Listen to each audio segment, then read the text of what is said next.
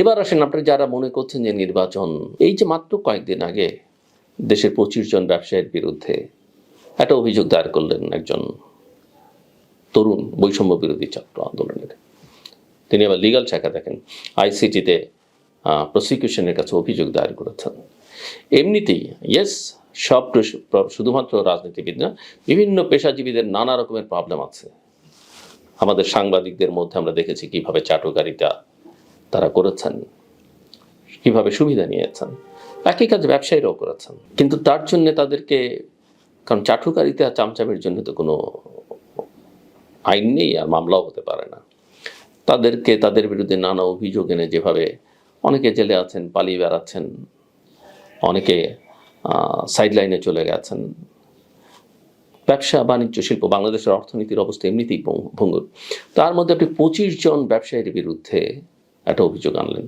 তার মানে ওই ব্যবসায়ীদের পরিচালনাধীন ব্যবসা প্রতিষ্ঠানগুলোকে মাত্র নির্বাচনের 1 মাস না থাকতে অস্থির করে তুলছেন। এই ব্যবসায়ীরা নানা আতঙ্কেও এখন। অভিযোগ কি, আমি কয়েকটা নামও বলতে পারি, বা আমি মনে করি না যে ইয়েস তাদের অনেকেই শেখ হাসিনাকে সাহস শক্তি জুগিয়েছেন কেবল অর্থবিত্ত দিয়ে নয়, কথাবার্তা দিয়েও, এবং তারা বাংলাদেশের অর্থকে, বাংলাদেশের মানুষের অর্থকে অনেকে অন্যায্যভাবে লুটেপুটেও খেয়েছেন। কিন্তু অনেক নাম দেখে আমি একটু বিস্মিতই হলাম। নাসিম মঞ্জুরের নাম, যিনি কোনো পলিটিক্সের মধ্যে কখনই ছিলেন না, এমনকি শেখ হাসিনা পতনের আগ মুহূর্তে যে ব্যবসায়ীদের যেই সভাকে কেন্দ্র করে এই অভিযোগটি আনা হয়েছে, সেই সময় নাসিম মঞ্জুর যখন বক্তব্য রাখছিলেন, আপনাদের স্মরণ থাকবার কথা, কিছু প্রশ্ন তিনি রেইজ করেছিলেন, তখন সালমান রহমান তাকে থামিয়ে দিয়ে কথা বলতে দেননি। এবং সৈয়দ নাসিম মঞ্জুর কখনই কোনো পলিটিক্সের সঙ্গে ছিলেন, অত্যন্ত সজ্জন, একদম নির্দলীয় ব্যবসায়ী যাকে বলা যেতে পারে। হেলাল উদ্দিন, এই যে দোকান মালিক সমিতির নেতা, এবিসিসির পরিচালক ছিলেন, আপনাদের স্মরণ থেকে ওই সভায় তিনি প্রশংসা করেছেন, করতে করতে এই কথাও বলেছেন, মানুষ খুব বিরক্ত, মানুষ খুব অসন্তুষ্ট দ্রব্যমূল্যের কারণে, এই জায়গাটা অ্যাড্রেস করা দরকার।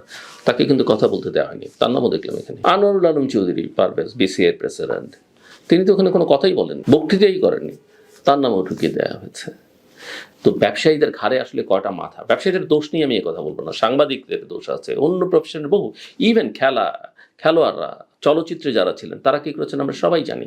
কিন্তু তাহলে ওই বলে না, লোমবাজতে গিয়ে কম্বল উজাড় করলে তো হবে না। আর তাদের ঘাড়ে কয়টা মাথা সরকার চাইলে, এবং শেখ হাসিনার মতো একটা অথরিটেরিয়ান সরকার প্রধান বা তার সরকার যখন চায়, এবং যেখানে সরকারের সমস্ত ইনস্ট্রুমেন্টগুলো একটু বর্বর আচরণ করে, সেখানে একটা তো না গেলে ব্যবসা বাণিজ্য ক্ষতিগ্রস্ত হবে, সেটা তো একটা দিকই আছে। অন্য কতভাবে ক্ষতিগ্রস্ত করা সম্ভব সেটা তো আমরা নানাভাবে দেখেছি। সেখানে তাদের ঘাড়ে কয়টা মাথা আছে, তারা যাবেন না।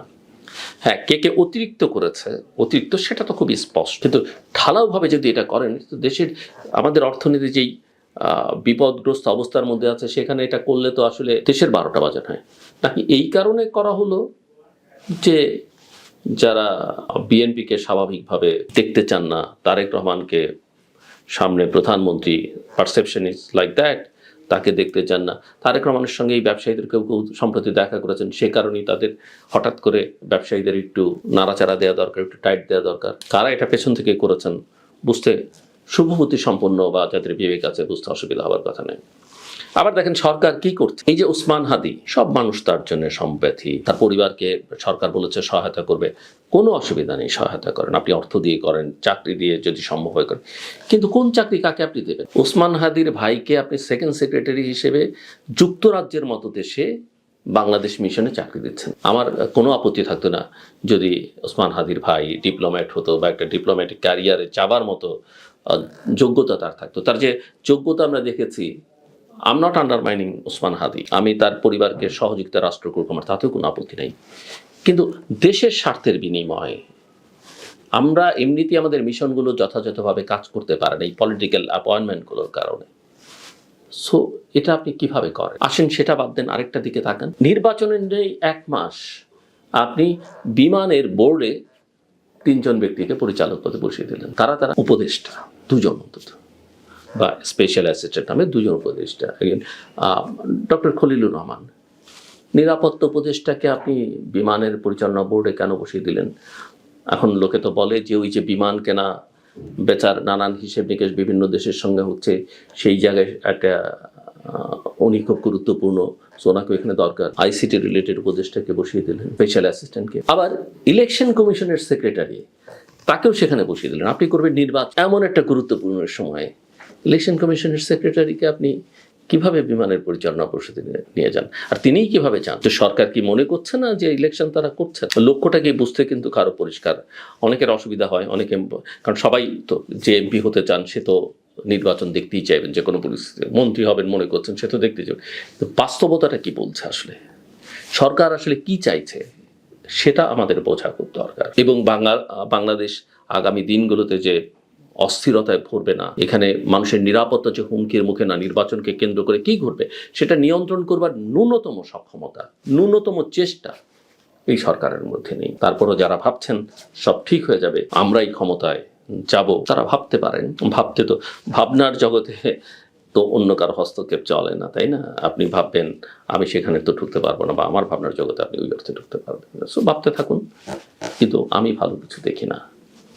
এবং ভালো কিছু করবার জন্যে যেভাবে শক্ত সামর্থ্যভাবে কথা বলা দরকার, সরকারের উপরে যেভাবে চাপ প্রয়োগ করা দরকার, সেটা একেবারেই অনুপস্থিত, একেবারেই অনুপস্থিত। এবং বাংলাদেশের ভবিষ্যৎ নিয়ে আমার মধ্যে যথেষ্ট শঙ্কা এখনো। আমার কথা শুনবার জন্য অসংখ্য ধন্যবাদ। আপনারা সবাই ভালো থাকবেন।